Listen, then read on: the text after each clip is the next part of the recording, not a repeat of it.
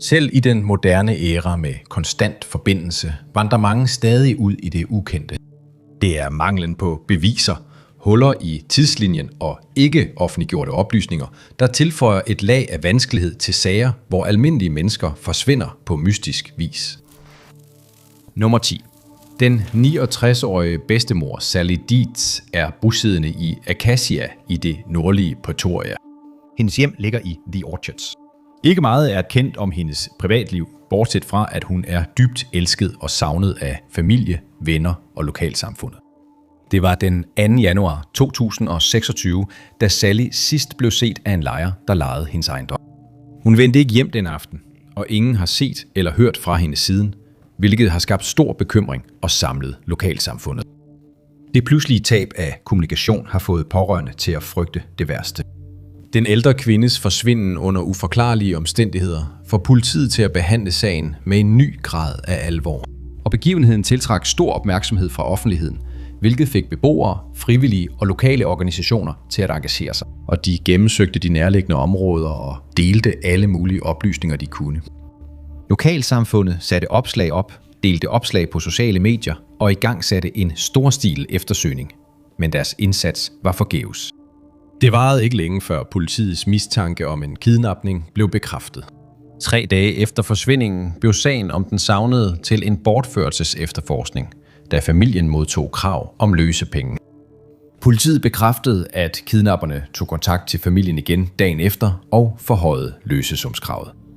Udviklingen har i høj grad øget bekymringen for Sallys velbefindende. Specialiserede enheder er blevet inddraget på grund af sagens følsomme og højt profilerede karakter, herunder Renegades eftersøgnings- og redningsorganisation. Politiet har ikke offentliggjort yderligere oplysninger på nuværende tidspunkt, da efterforskningen stadig er i gang. Sydafrikansk politi opfordrer offentligheden til at forblive årvågne og indberette enhver mistænkelige oplysninger, der kan have forbindelse til sagen. Her juni 2026 er den forsvundne kvinde endnu ikke blevet fundet, og det er uklart, om løsesumskravene er blevet opfyldt. Meget forsigtige skridt bliver taget i efterforskningen for at sikre Sallys sikkerhed. Hun er blevet beskrevet som en kaukasisk kvinde, 5 fod høj, og hun bærer briller med styrke. På tidspunktet for hendes forsvinden havde hun kort blondt hår og blå øjne. Hun blev sidst set iført sorte bukser og en grå skjorte. Hun blev også sidst set af sin lejer, før hun forsvandt sporløst. Politiet har opfordret alle, der måtte have set denne kvinde, til at henvende sig ved at kontakte SAPS Ekurhuleni på 01256 40 700 nummer 9. Rohingya-folket er et statsløst folk fra den indoariske etnolingvistiske gruppe, som overvejende følger islam i Myanmar. Men i 2017 blev de 1,4 millioner Rohingya-folk udsat for forfølgelse, hvilket tvang 730.000 af dem til at flygte fra deres hjem og søge sikkerhed i flygtningelejre som dem i Bangladesh. Tusindvis af Rohingya-folk ville fortsætte med at risikere deres liv hvert år ved at flygte fra undertrykkelsen under borgerkrigen i Myanmar og forlade de overfyldte lejre i Bangladesh. I disse forsøg sejler de ud på det ubarmhjertige, uforudsigelige hav i intermistiske både, i håb om at nå nabolandene for et bedre liv. I midten af april i år begyndte en sådan rejse. En trawler med næsten 300 Rohingya-flygtninge forlod Teknaf i det sydlige Bangladesh i håb om at nå Malaysia. Den lille båd var overfyldt med mænd, kvinder og børn, da den bevægede sig ud på det oprørte hav og kæmpede mod de stærke vinde. Det overfyldte fartøj var ikke stærkt nok til at modstå de voldsomme bølger eller de kraftige vinde, da det bevægede sig ud i Andamanhavet, hvilket førte til, at det kæntrede. Et af Bangladeshs kystvagtskibe var på vej til Indonesien, da det opdagede tragedien. Besætningen fandt flere personer hjælpeløst drivende rundt på tønder og træstammer. De formåede at redde de 9 Rohingya-personer, hvoraf kun 1 var en kvinde. 6 af dem blev senere fundet skyldige i menneskehandel og blev tilbageholdt. En overlevende kommenterede, at de havde drevet rundt i 36 timer. Rafiqul Islam forklarede, at han var blevet lokket ombord på båden af menneskesmuglere, der havde lovet ham et job i Malaysia. Han huskede, hvordan næsten 300 mennesker klamrede sig til den olieudslippende trawler, da den kæntrede. 250 af disse mennesker var stadig savnet, og kun 9 overlevende blev fundet. Der er ingen klare tegn på, om nogen af dem var i stand til at nå kysten, eller om andre fartøjer havde passeret dem og reddet dem fra det dybe vand. På trods af vedvarende eftersøgningsindsats er der ikke fundet flere flygtninge, som var ombord på trawleren. Ifølge overlevende blev en række af passagererne holdt i opbevaringsområdet på fartøjet, hvor de forblev i 4 dage, indtil det kæntrede. Trawleren er ikke blevet bjerget, og dens placering er ukendt. Nogle af dem, der var i lastrummet, kan stadig være fanget derinde, og det er af allerstørste vigtighed at finde fartøjet. En lignende prøvelse fandt sted sidste år, hvor mere end 400 Rohingya var involveret i 2 skibsforlis ud for Myanmars kyst, og mange er stadig savnet. Hændelser som disse fremhæver den nød, som de fordrevne Rohingya-folk står overfor, og det understreger manglen på en bæredygtig løsning for disse flygtninge, hvor vi ser et fald i humanitær bistand. Nummer 8. Den brasilianske psykolog Victoria Barreto kommer oprindeligt fra Fortaleza, en by beliggende på den nordøstlige kyst af Brasilien. Victoria opbyggede en karriere som klinisk psykolog i sit hjemland, hvor hun ikke kun hjalp utallige patienter, men også udvidede sit arbejde til at uddanne andre fagfolk og delte sin ekspertise både nationalt og internationalt. Hendes kolleger og studerende beskrev hende ofte som passioneret og engageret i at udvikle tilbudene inden for mental sundhed. I januar i år rejste Victoria til Marokko for at deltage i en anerkendt konference dedikeret til udviklingen af psykologiske praksiser. Efter sin tid i Marokko rejste Victoria videre til Storbritannien, hvor hun ankom den 12. februar. Formålet med hendes besøg var at møde en nær ven, som også havde ambitioner om at blive klinisk psykolog. Victorias hensigt var at tilbyde vejledning, mentorstøtte og praktisk hjælp, mens hendes ven navigerede gennem den udfordrende proces med at komme ind i feltet. Den 30-årige mødtes med sin ven, den 44-årige Lilian Silva, for at hjælpe hende med et skriftligt forskningsprojekt om det brasilianske sundhedssystem og støtte til mental sundhed i lokalsamfundet i Storbritannien. Dette ambitiøse projekt blev gennemført på University of Essex i Colchester, hvor Lilian var underviser med speciale i emner om mental sundhed. Victoria, der var ivrig efter at blive involveret og lære mere om Storbritanniens tilgang til mental sundhed, så dette samarbejde som en mulighed ikke kun for faglig udvikling, men også for personlig tilfredsstillelse. Ved sin ankomst til Storbritannien planlagde Victoria at bo sammen med Lilian i Southend-on-Sea, en kystby nær Colchester. Underviseren beskrev ofte sin ven som glad, sjov og meget snaksalig. Men den 3. marts var Victorias opførsel.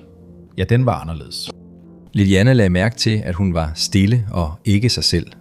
Hun så ud til at have det dårligt, men hun kunne ikke finde ud af, hvorfor. De to skiltes omkring klokken 13 den dag, og Victoria steg på bus nummer 87, som kørte hende fra Boundary Road til Brightling Sea. Hun stod af ved Belfield Avenue, og dørklokkens videooptagelse fangede hende lige efter kl. 14.30 den eftermiddag. Hun bar på en hvid mulepose, hvor der stod "Folk før profit". Samme dag var en mand, Justin Francis, ude at gå tur med sin hund sammen med sin partner, da en kvinde, der svarede til Victorias beskrivelse, nærmede sig den på Bellevue Avenue og præsenterede sig selv. Hun spurgte, om hun måtte komme ind i deres hjem, men sagde ikke hvorfor. Parret stolede ikke på situationen og afviste hende. En beslutning, de nu fortryder.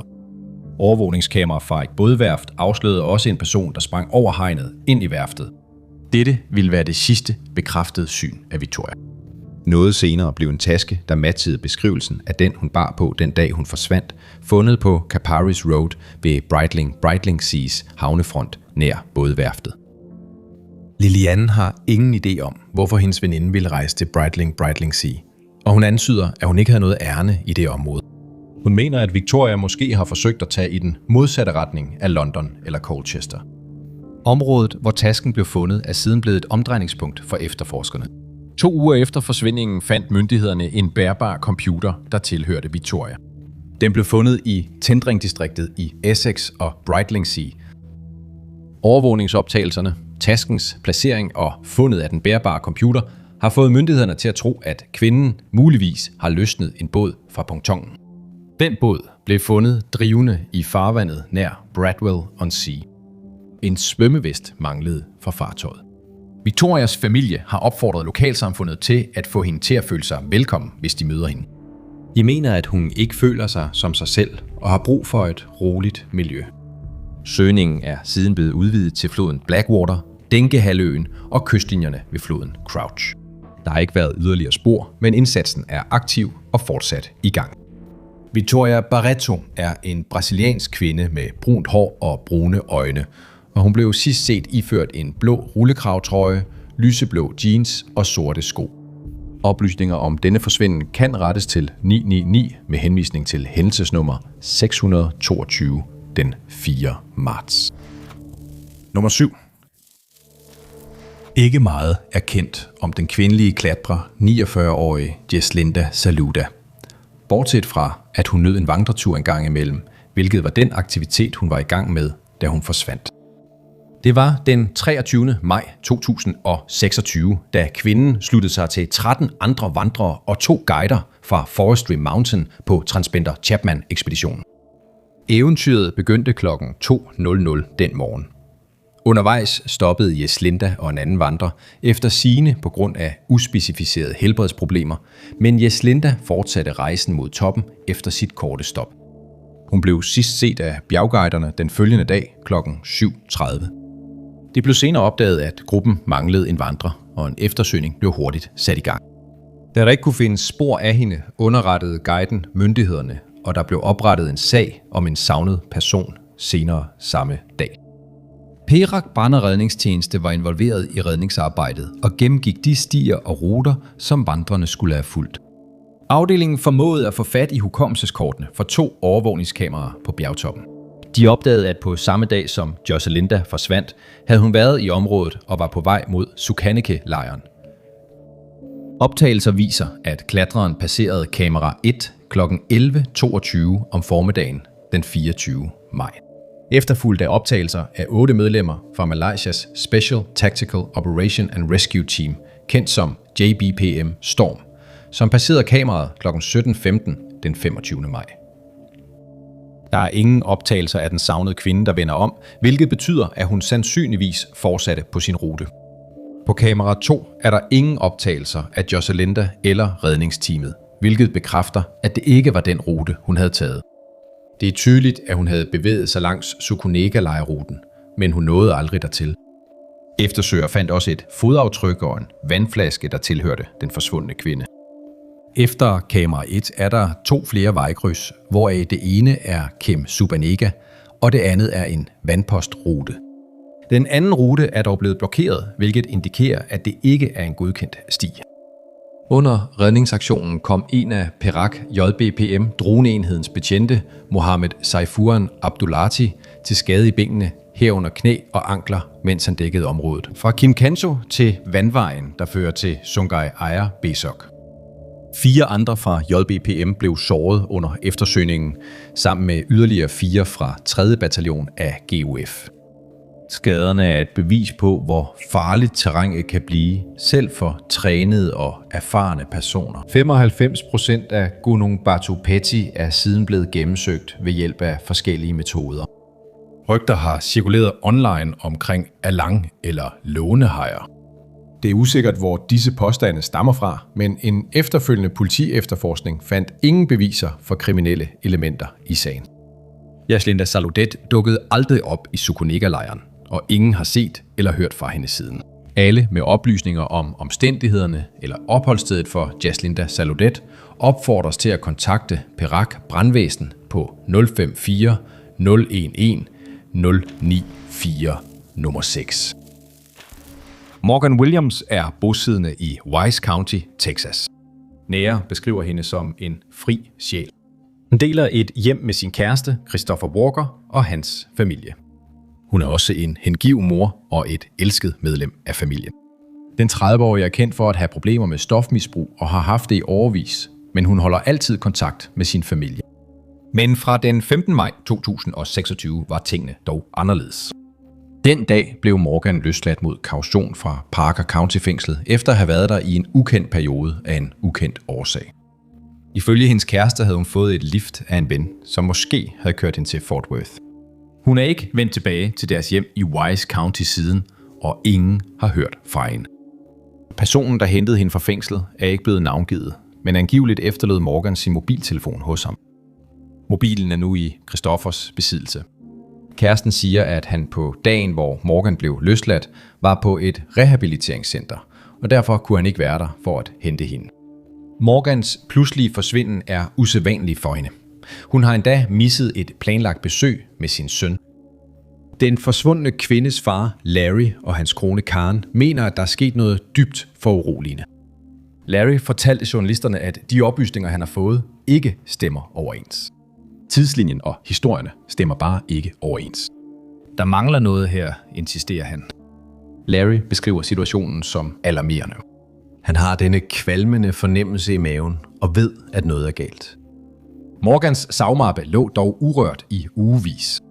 Ifølge Wise County Sheriff's Office var efterlysningen blevet indgivet til den forkerte myndighed. Det var politiet i Fort Worth, der havde modtaget anmeldelsen efter at Christopher havde foreslået, at hans kæreste måske var rejst til området.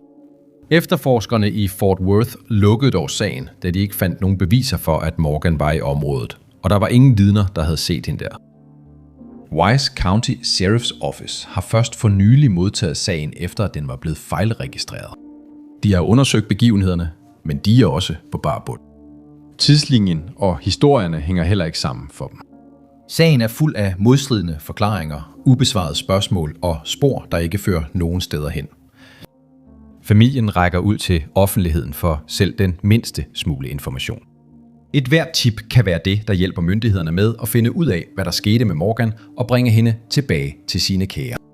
Den savnede mor er blevet beskrevet som en kaukasisk kvinde med brunt hår og brune øjne. Der vides ikke meget om hendes fortid eller hvilke områder hun muligvis har haft tilknytning til.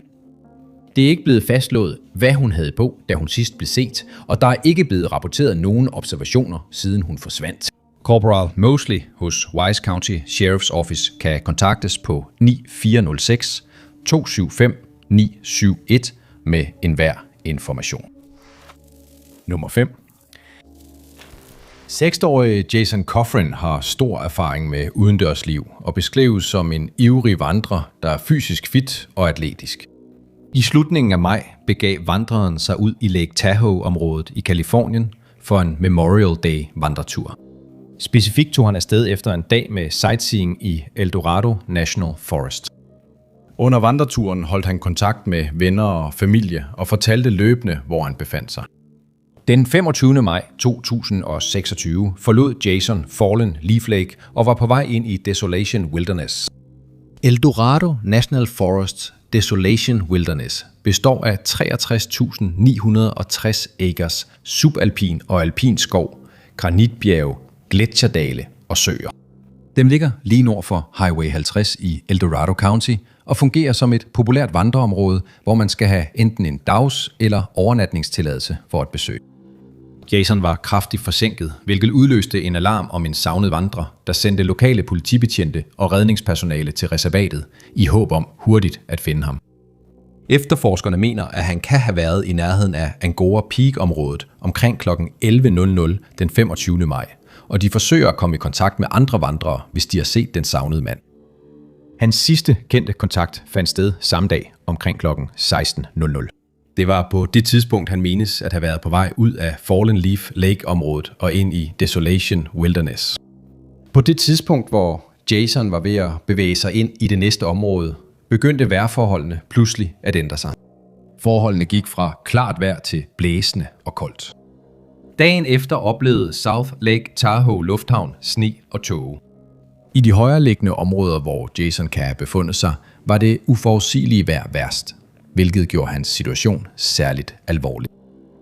En massiv eftersøgning efter den 60-årige blev sat i gang, hvor næsten 200 personer deltog i redningsindsatsen.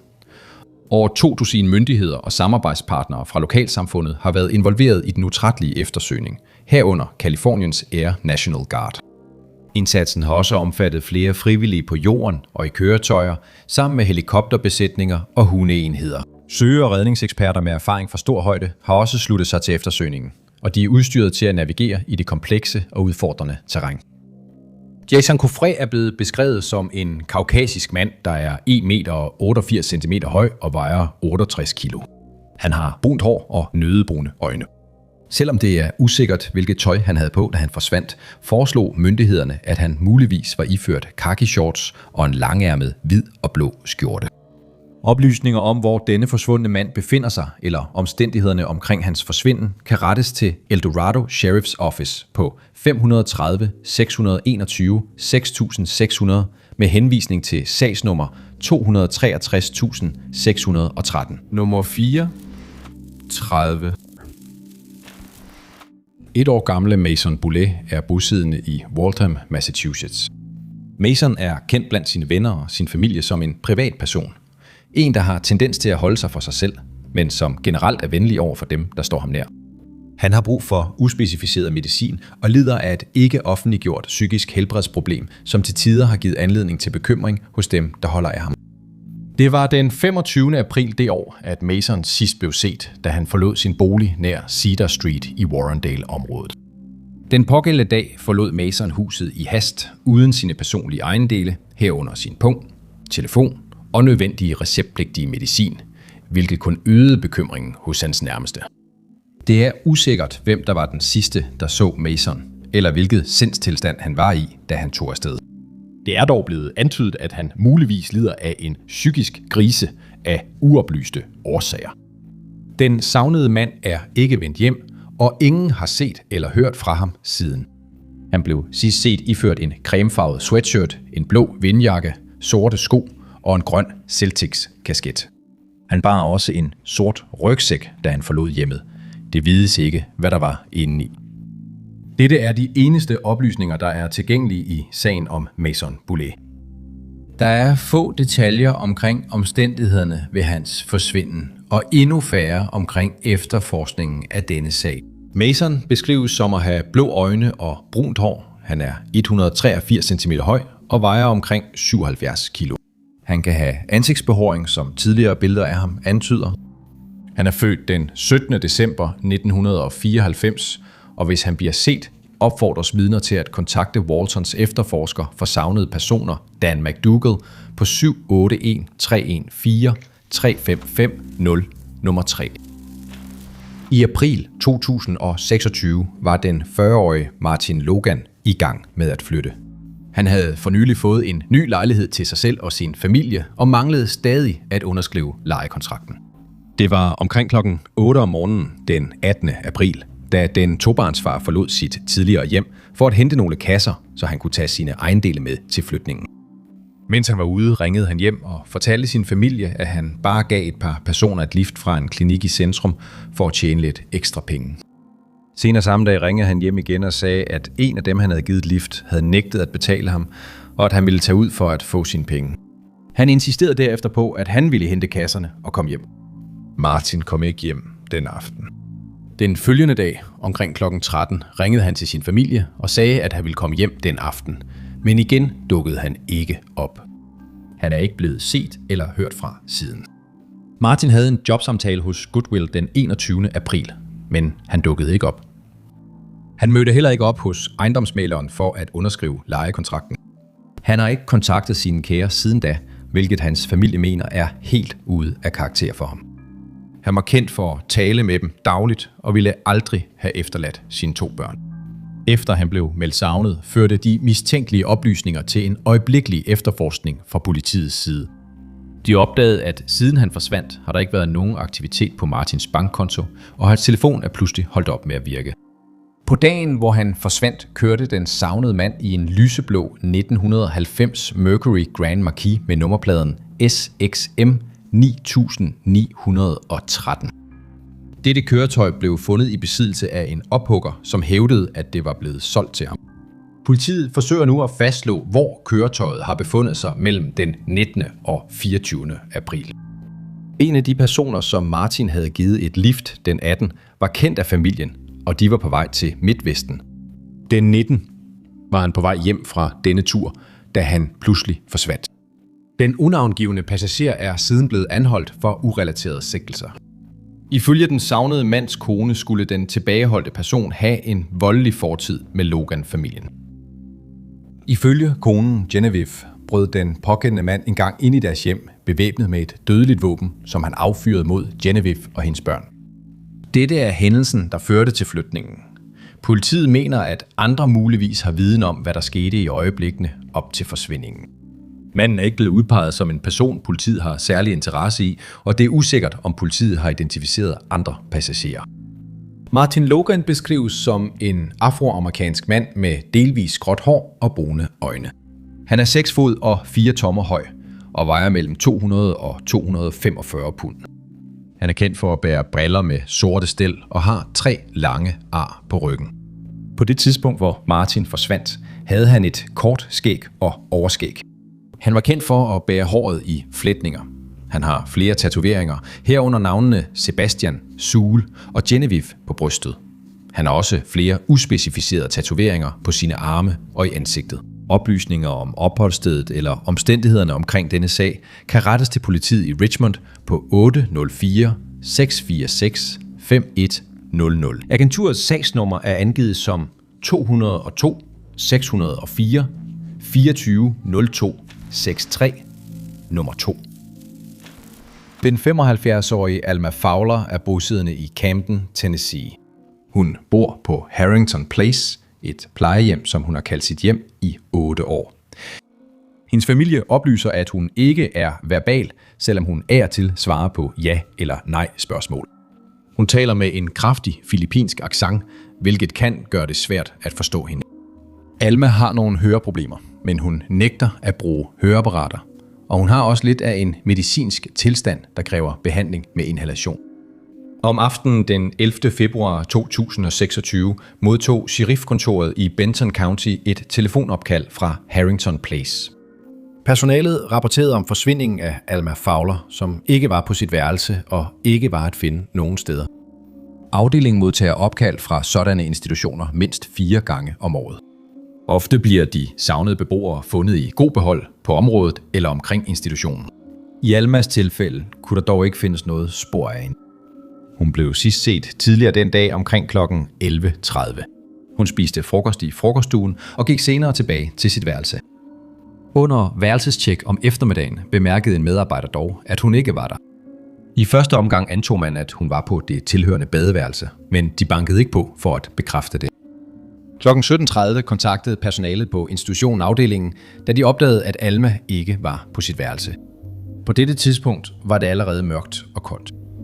Politiet ankom til stedet og gennemsøgte området i en time, men uden held. Betjentene tog kontakt til andre myndigheder, da de indså, at dette ikke var som tidligere sager.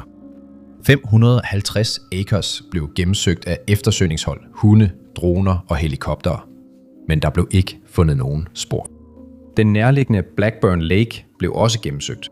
Der var heller ingen fodspor i det mudrede område nær institutionen, og de varmekameraer opfangede kun dyreliv. Efterforskerne fandt Almas taske, tøj og al hendes medicin på hendes værelse.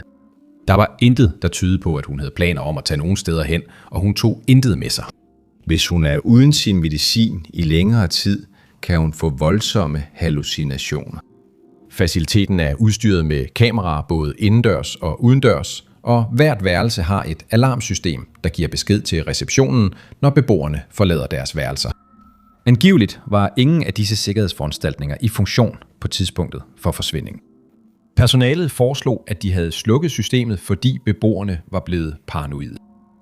Eftersøgningen efter Alma er siden blevet udvidet til Kentucky med begrænsede eftersøgningsindsatser, stadig fokuseret på og omkring Harrington Place. Ingen yderligere information om forsvindingen er blevet frigivet på grund af efterforskningens følsomme karakter. Alma Fowler er blevet beskrevet som 4 fod og 10 tommer høj og vejer 110 pund. Hun er af filippinsk oprindelse og blev sidst set iført en grøn puffet jakke, lysebrune jeans, hvide vinterstøvler og et hvidt pandebånd. Oplysninger om hendes opholdssted kan er. Nummer 1 tes til Benton County Sheriff's Office på 701 504 4632. Nummer 1. Selvom Taiwan måske ikke har fløjet et stort antal F-16 Fighting Falcon multirolle jagerfly, blev det første land til at indsætte kampklare F-16'ere. Det var denne type jetfly, som blev fløjet af kaptajn Sin Po Yi fra det taiwanske luftvåben under en natlig træningsmission i begyndelsen af januar 2026. Sin og det enkeltsædede jagerfly med halenummeret 6700 lettede fra Huahualin luftbase den 6. januar kl. 18:17. Flyet var på vej mod syd under træningsrutinen sammen med en gruppe andre F-16-fly. Da han fløj ind i skydække over det nordøstlige område af Taiwan, afveg Sin fra gruppen. Resten af jetflyene fortsatte på deres egne missioner. Omtrent på dette tidspunkt tog kaptajnen kontakt til flyveledelsen og rapporterede, at flyet mistede højde. Klokken 19:28 samme aften kontaktede han kontrolrummet igen og antydede, at han forberedte sig på at skyde sig ud af F-16-flyet. Sekunder senere forsvandt jetflyets signal fra radaren, netop som det fløj ud fra kysten ved Fengbin Township. På det tidspunkt, hvor han radiokommunikerede med jordkontrollen, fløj Sin i en højde af 2.600 fod. 8 sekunder senere, lige før signalet gik tabt, tyder optegnelser på, at jetflyet var faldet til 1.700 fod. Straks iværksatte luftvåbnet en eftersøgnings- og redningsoperation og oprettede et nødberedskabscenter. Indsatsen omfattede 3 skibe og 6 både. Nærliggende fragtskibe og fiskefartøjer blev også kontaktet for at hjælpe med eftersøgningen. Det blev antaget, at jetflyets hovedcomputer ombord muligvis havde fået en fejl, men undersøgelsen af, hvad der forårsagede fejlen, er stadig i gang, ligesom eftersøgningen efter Sin og F-16'eren fortsætter. Redningspersonale har modtaget meget korte, periodiske signaler fra jetflyets lille sorte boks. Mere end 2 måneder efter, at Sin og hans fly forsvandt, fandt militæret, der deltog i eftersøgningen, flyets dataoptager, og det blev sagt, at den blev fundet i farvandet ud for Taiwan, men den præcise placering af den sorte boks blev ikke oplyst. Det blev sagt, at enheden var blevet bragt i land og sendt til dekodning for at fastslå årsagen til jetflyets pludselige forsvinden. Flyvevåbnet har ikke været i stand til at bekræfte, om Sin nåede at skyde sig ud, før signalet gik tabt. Militæret afslørede også, at de ikke har modtaget noget signal fra en nødsender. Som følge af denne hændelse har det taiwanske flyvevåben sat træningsmissionerne for F-16-flåden på pause og beordret inspektioner og vedligeholdelse udført. Flåden fik derefter lov til at fortsætte sine missioner, da der ikke blev fundet nogen problemer. Kaptajn Sin Po-yi dimitterede i 2019 fra Flyvevåbnets Akademi og har fløjet over 611 timer. Jetflyet, han fløj på det tidspunkt, havde samlet næsten 3.900 flyvetimer. Taiwans F-16 jagerfly er ikke udstyret med automatiske kollisionsundgåelsessystemer, som de amerikansk producerede kampfly. Mange hændelser med taiwanske jagerfly er blevet tilskrevet manglen på sådanne systemer. Alle med oplysninger eller tips om denne sag kan henvende sig til den nærmeste taiwanske ambassade eller de lokale kystvagtsmyndigheder, som kan videregive informationen til eftersøgningslederne. Tusind tak, fordi I så med. Hvis du kunne lide denne video, så husk at trykke på Synes godt om-knappen. Glem heller ikke at abonnere og trykke på klokkeknappen for at holde dig opdateret med alle vores fremtidige uploads. Men mit navn er Top 5 Ukendte, og vi ses i den næste video.